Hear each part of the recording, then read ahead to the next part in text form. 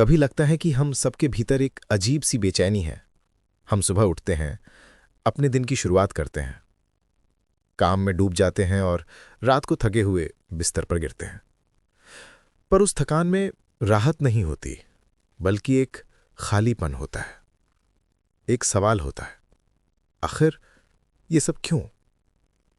हम सोचते हैं कि अगर थोड़ा और कमा लें, अगर थोड़ा और नाम पा लें, अगर थोड़ा और सम्मान मिल जाए तो ये खालीपन भर जाएगा। पर जितना हम जोड़ते हैं उतनी ही प्यास बढ़ती जाती है। लाओ त्सु कहते थे, तुम जितना पकड़ोगे उतना ही खोओगे। लेकिन हम छोड़ना ही नहीं जानते। हमें सिखाया ही नहीं गया छोड़ना। बचपन से हमें यही कहा गया, सबसे आगे निकलो, क्लास में पहले आओ, प्रतियोगिता जीत लो, दूसरों को पीछे छोड़ दो। और हम वही करते करते बड़े होते हैं। पर क्या कभी सोचा है ये दौड़ खत्म कहाँ होती है?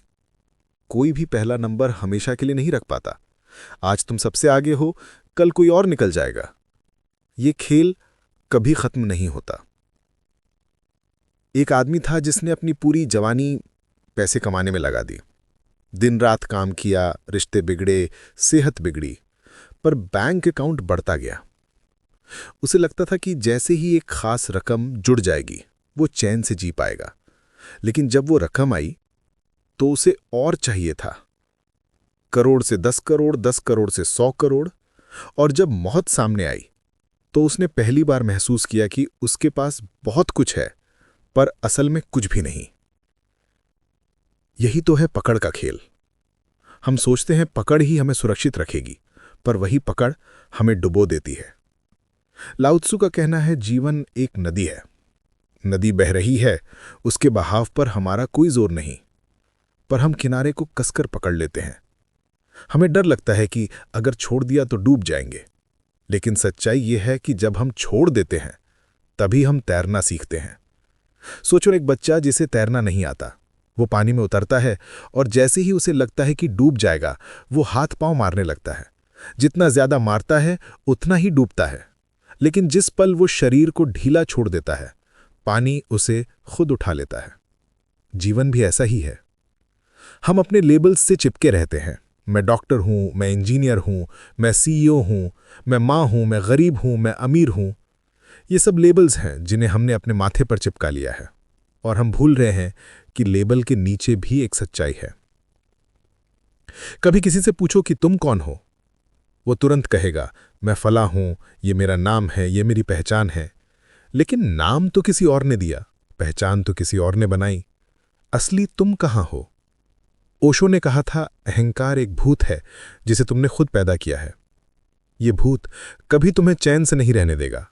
लोग तुम्हारी तारीफ करें तो तुम खिल उठते हो, लोग आलोचना करें तो टूट जाते हो। पर क्या तुम वाकई उनके शब्दों पर निर्भर हो? क्या तुम्हारी पूरी हस्ती दूसरों की राय पर टिकी है? लाओ त्सु कहते हैं, जब मैं छोड़ देता हूं कि मैं क्या हूं, तब मैं वो बन जाता हूं जो मैं हो सकता हूं। ये एक अद्भुत वाक्य है। इसका मतलब है कि जब तक तुम खुद को लेबल में कैद रखोगे, तुम कभी अपने पूरे विस्तार को नहीं जान पाओगे। सोचो एक बीज को, जब तक वो बीज अपने खोल से चिपका रहेगा तब तक वो बीज ही रहेगा। लेकिन जब वो खोल टूटता है तभी उसके भीतर का पौधा जन्म लेता है। हमारा अहंकार भी वैसा ही है। जब तक हम उसे थामे रहते हैं हम कभी अपनी असली शक्ल नहीं देख पाते। समस्या यह है कि हमें अपने पिंजरे से मोह हो जाता है, चाहे वो सोने का पिंजरा ही क्यों ना हो। एक सीईओ अपने टाइटल से इतना जुड़ जाता है कि जैसे ही वो टाइटल छूटे उसकी आत्मा बिखर जाती है। एक कलाकार अपनी प्रसिद्धि से इतना जुड़ जाता है कि जैसे ही लोग भूलने लगे वो भीतर से खत्म हो जाता है। पर सच तो यह है कि न टाइटल स्थायी है, न शोहरत, न पद, न पैसा। ये सब बहता हुआ है। लाओ त्सु का पहला संदेश यही है, अहंकार छोड़ो। और अहंकार छोड़ना मतलब है अपने आप को छोटा करना नहीं, बल्कि और बड़ा बनना। पानी देखो, वो कभी ये नहीं कहता कि मैं महान हूं, लेकिन वही पानी सबसे बड़ी चट्टान को भी काट देता है। वही पानी बादल बनकर आकाश में उड़ जाता है। वही पानी धरती को जीवन देता है। उसकी ताकत उसकी विनम्रता में है। हम सोचते हैं कि हमें सब कुछ अपने दम पर हासिल करना है, पर क्या वाकई ऐसा है? क्या हमारी सफलता सिर्फ हमारी है? सच ये है कि तुम्हारे होने में करोड़ों का योगदान है। तुम्हारे माँ बाप का, जिन्होंने तुम्हें पाला, किसानों का जिन्होंने तुम्हें अन्न दिया, शिक्षकों का जिन्होंने तुम्हें ज्ञान दिया, दोस्तों का जिन्होंने मुश्किल में तुम्हारा साथ दिया, और यहां तक कि उन अनजान लोगों का भी जिनका पसीना और मेहनत तुम्हारी जिंदगी को आसान बनाती हैं। अगर ये सच्चाई भीतर उतर जाए तो अहंकार बच ही नहीं सकता। सोचो, रात को छत पर खड़े होकर नीचे झांकते हो। हर घर की खिड़की के पीछे एक कहानी है। कोई टूटा हुआ है, कोई सपने देख रहा है, कोई संघर्ष कर रहा है। जब तुम ये समझते हो कि हर इंसान अपनी लड़ाई लड़ रहा है, तो दूसरों पर ऊंचा नीचा दिखने का भाव पिघल जाता है। तब तुम्हें लगता है कि हम सब एक ही धारा में हैं। और यही है असली विनम्रता। विनम्र होना कोई गुण नहीं, बल्कि वास्तविकता को देखना है। लाओ त्सु ने कहा था, सारी नदियां समुद्र में इसलिए बहती हैं क्योंकि समुद्र उनसे नीचे रहता है। सोचो, अगर समुद्र कहता, मैं सबसे ऊंचा हूं, मेरे पास मत आओ, तो क्या नदियां उसमें मिलती? नहीं। समुद्र की महानता उसकी नीचाई में है। वो नीचे है, इसलिए सब उसे अपनाते हैं। हम सोचते हैं कि सबसे आगे रहना ही ताकत है, पर सबसे आगे वाला हमेशा असुरक्षित रहता है। उसे हर वक्त डर होता है कि कोई उसे पीछे कर देगा, जबकि जो पीछे रहता है, जो झुकता है, वो शांत रहता है। पानी कभी पहाड़ से नहीं टकराता, वो उसके पास से निकल जाता है, लेकिन अंत में जीत पानी की ही होती है। अगर हम सच में ये मान ले कि जीवन हमें उपहार में मिला है, तो घमंड मिट जाता है। तब हम महसूस करते हैं कि हम सिर्फ एक धूल का कण है, पर उसी कण में पूरा ब्रह्मांड छिपा है। लाओ त्सु का ये पहला सबक, अहंकार को छोड़ना, ही हमें जीवन की धारा के करीब ले जाता है। और जब ये सबक भीतर उतरता है, तब सांस हल्की हो जाती है, दिल पर पड़ा बोझ पिघल जाता है, और जीवन पहली बार एक नृत्य जैसा लगता है, कोई युद्ध नहीं। हम सब अपने भीतर एक अजीब सी बेचैनी लेकर जी रहे हैं। ये बेचैनी हमें हर समय धकेलती रहती है, और चाहिए, अभी चाहिए, जल्दी चाहिए। हमें लगता है कि अगर अभी नहीं मिला तो कभी नहीं मिलेगा। यही जल्दबाजी हमारी सबसे बड़ी बीमारी बन गई है। लाओ त्सु कहते हैं, जो तेजी से आगे बढ़ता है वो दूर तक नहीं जाता। लेकिन हमारी पीढ़ी मानना नहीं चाहती। हम सोचते हैं कि जितनी तेजी से भागेंगे उतनी जल्दी मंजिल पालेंगे, पर कोई मंजिल होती ही कहाँ है। जीवन तो एक यात्रा है। अगर तुम यात्रा का स्वाद ही नहीं लोगे तो मंजिल तक पहुंचकर क्या करोगे? एक साधु से किसी ने पूछा, जीवन का राज क्या है? साधु मुस्कुराए और बोले, धीरे चलो। वो व्यक्ति हैरान हुआ, क्या बस इतना ही? साधु ने कहा, हाँ, धीरे चलोगे तो देख पाओगे, समझ पाओगे, और जो देख लेता है, जो समझ लेता है, उसे और कुछ चाहिए ही नहीं। हमारी समस्या यही है कि हम हर चीज में दौड़ रहे हैं। नौकरी में प्रमोशन चाहिए, अभी। बिजनेस में मुनाफा चाहिए, अभी। रिश्तों में स्थिरता चाहिए, अभी। हम अपने बच्चों से भी यही कहते हैं, जल्दी बड़ा हो जाओ, जल्दी सफल हो जाओ। लेकिन कोई पूछता है, क्या तुम सच में जी रहे हो?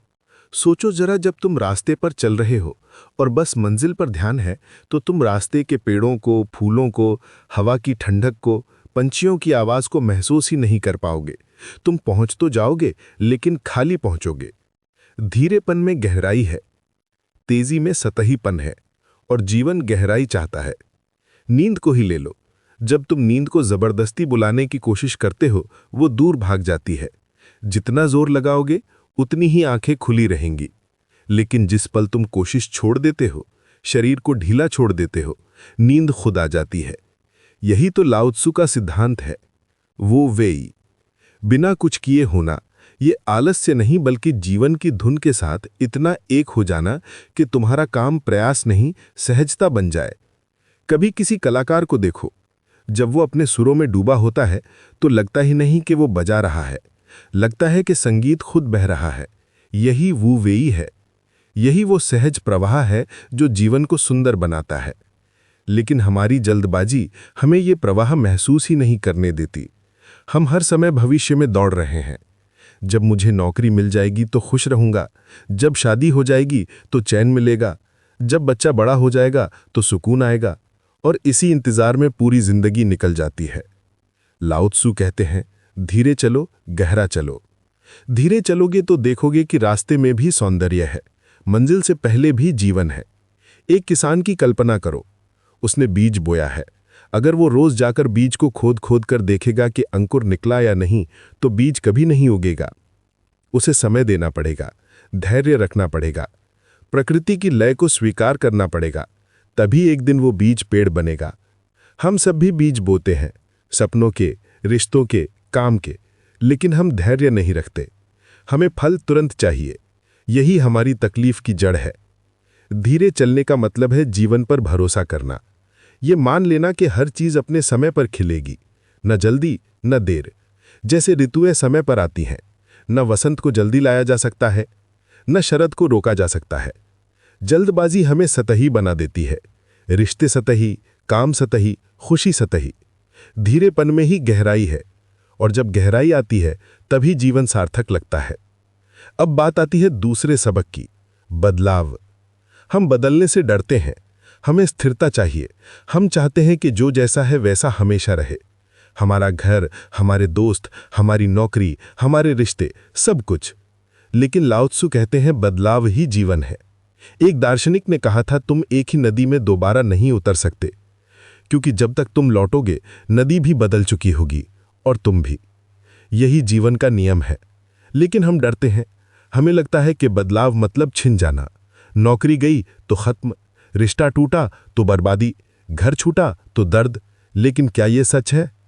सोचो, अगर बीज अपने खोल को टूटने से रोक दे तो क्या वो पेड़ बनेगा? नहीं, उसका टूटना ही उसकी नई शुरुआत है। हमारे जीवन में भी ऐसा ही है। कितनी बार हुआ है कि किसी रिश्ते के टूटने से हमें लगा कि अब जीवन खत्म हो गया, लेकिन कुछ साल बाद उसी टूटन ने हमें और गहरा बना दिया, हमें नया दृष्टिकोण दिया। कितनी बार नौकरी छूटने पर हमने सोचा कि अब रास्ता बंद हो गया है, लेकिन बाद में वही नौकरी छूटना हमें हमारी असली राह की ओर ले गया। लाओ त्सु कहते हैं, नई शुरुआत अक्सर दर्दनाक अंत का रूप लेती है। इसलिए जब अंत आता है उससे डरो मत। उसे एक द्वार की तरह देखो। पानी को देखो, उसका कोई एक रूप नहीं है। कभी वो बर्फ है, कभी भाप, कभी नदी, कभी समंदर, और इसी बदलने में उसकी ताकत है। पर हम चट्टान की तरह जमे रहते हैं। हम अपने कंफर्ट जोन में कैद हो जाते हैं। हमें लगता है यही सुरक्षित है, लेकिन सच तो यह है कि सुरक्षित वही है जो बदलता है, क्योंकि जो बदलता है वही बचता है। सोचो, एक पेड़ अगर अपनी पत्तियां गिरने से मना कर दे तो क्या वो वसंत का स्वागत कर पाएगा? नहीं। हर शरद में पेड़ को पत्तियां छोड़नी पड़ती हैं, तभी वो नए फूल, नए फल पा सकता है। इंसान भी ऐसा ही है। जो पुराने को छोड़ना नहीं सीखता वो नए को कभी नहीं पा सकता। कभी किसी ने कहा था, विकास का रास्ता टूटने से होकर ही गुजरता है। ये सच है। बीज टूटेगा तो पौधा बनेगा। तितली को कोकून तोड़ना पड़ेगा तभी उड़ान मिलेगी। इंसान को अपने पुराने खोल छोड़ने होंगे तभी नया जीवन मिलेगा। लेकिन हम डरते हैं। हमें लगता है कि दर्द हमेशा रहेगा, पर दर्द अस्थायी है। बदलाव हमेशा कुछ नया लाता है। कितने लोग विदेश जाने का मौका छोड़ देते हैं सिर्फ इसलिए कि उन्हें अपने शहर से मोह होता है। कितने लोग टूटे रिश्तों को पकड़े रहते हैं सिर्फ इसलिए कि उन्हें अकेलेपन से डर लगता है। लेकिन सच तो यह है कि नदी का पानी कभी ठहरता नहीं है, वो बहता है। अगर बहाव को रोक दोगे तो पानी सड़ने लगेगा। जीवन भी ऐसा ही है। लाओ त्सु हमें यही सिखाते हैं। जो बदलने से इनकार करता है वो टूट जाता है, जो स्वीकार करता है वो बहता है। बदलाव कठिन है, लेकिन वही जीवन की धड़कन है। और जो बदलाव के साथ बहना सीख लेता है वही जीवन का नृत्य देख पाता है। तो सार यही है, धीरे चलो, गहराई से चलो और बदलाव से मत डरो। जल्दबाजी तुम्हें सतही बनाएगी, बदलाव से भागोगे तो टूटोगे।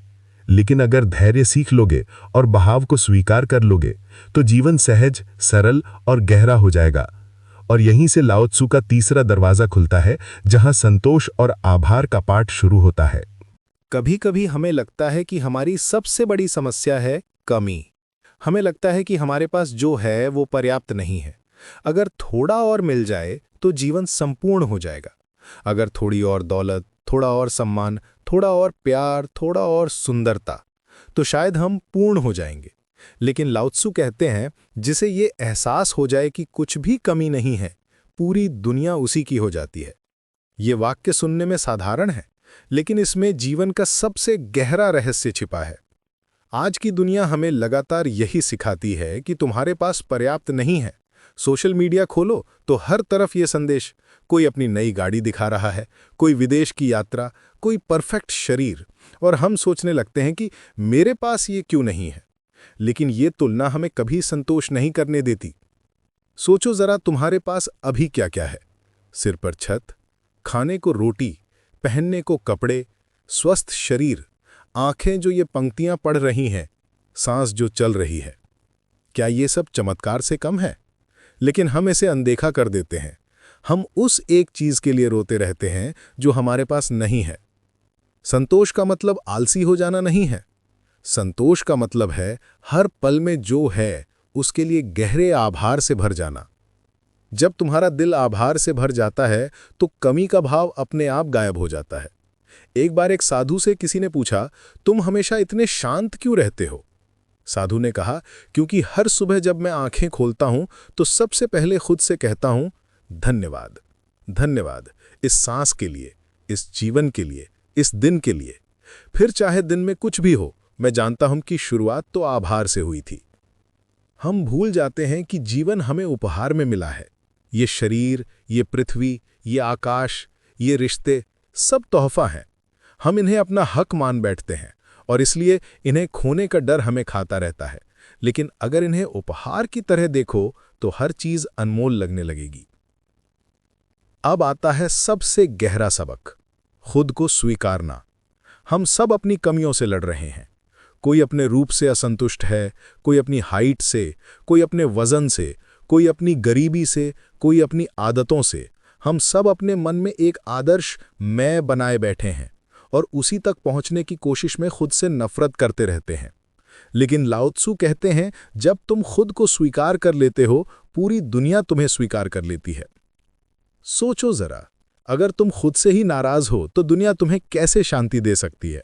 अगर तुम हर समय खुद को ही गलत मानते रहोगे तो दूसरों की नज़र में भी तुम्हारी यही छवि बनेगी। लेकिन जिस दिन तुम खुद को गले लगा लोगे, उसी दिन जीवन तुम्हें गले लगा लेगा। एक व्यक्ति था जो अपने मोटापे को लेकर हमेशा शर्मिंदा रहता था। जब भी लोगों के बीच जाता तो यही सोचता कि लोग उसके बारे में हंस रहे होंगे। उसकी यही असुरक्षा उसके चेहरे और उसके व्यवहार में झलकती। लोग सचमुच उसे कमतर समझने लगते। लेकिन एक दिन उसने ठान लिया कि अब वो खुद से लड़ाई बंद करेगा। उसने कहा, हाँ मैं मोटा हूं, ये मेरी सच्चाई का एक हिस्सा है, लेकिन मैं सिर्फ इतना ही नहीं हूं, मैं दोस्त भी हूं, सपने देखने वाला भी हूं, हंसने बोलने वाला भी हूं। अब उसका आत्मविश्वास लौट आया। अब लोग उसके वजन पर ध्यान ही नहीं देते, वे उसकी ऊर्जा, उसकी हंसी, उसकी बातें देखते। यही है आत्मस्वीकार, खुद को गले लगाना, खुद से प्रेम करना। खुद से प्रेम करने का मतलब ये नहीं कि तुम अपने जीवन को सुधारना छोड़ दो। नहीं, अगर तुम स्वस्थ रहना चाहते हो तो जिम जाओ, अच्छा खाओ, लेकिन ये सुधार तुम्हारे भीतर से प्रेम से आना चाहिए, न कि आत्मघृणा से।